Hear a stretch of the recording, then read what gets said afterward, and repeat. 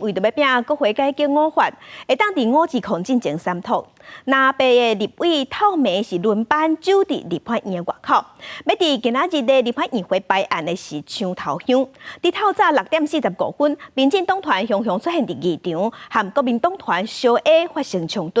也若早起7点的时，议场的门开开，哪赢有人数优势，顺利抢到头香。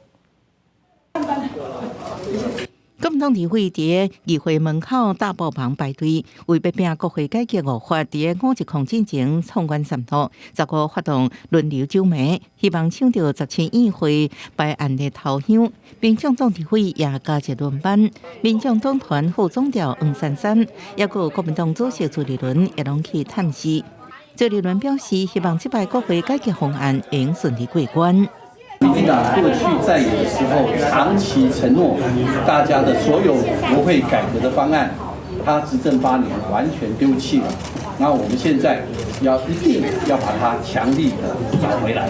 今仔日议会要审查立法院这款刑事法部分条文修正草案等11案，早起9点到10点是各事论坛的时间。民进党团无排除推出人海发言战术。另外，16个调解协商也确定，在5月31邀请准行政院长杜荣泰到立法院进行施政报告。不过，准总统赖清德到立法院国情报告，调解对统文统答或者是即文即答有关无结论。一个正答完毕就回答，一个正答完毕就只有3次回答的机会，这就是变相的即问即答，取代赖清德总统来帮他做决定。柯总统权力有这么大，我们也尊重了。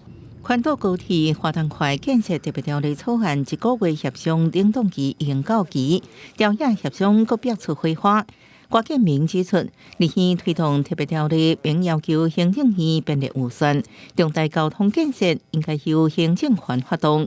黄国昌反倒来批评2005年有40个立委共同提案石门水库整治特别条例，并不是行政部门提案。当初民进党要参加，这期郭建明商定标准。记者综合报道。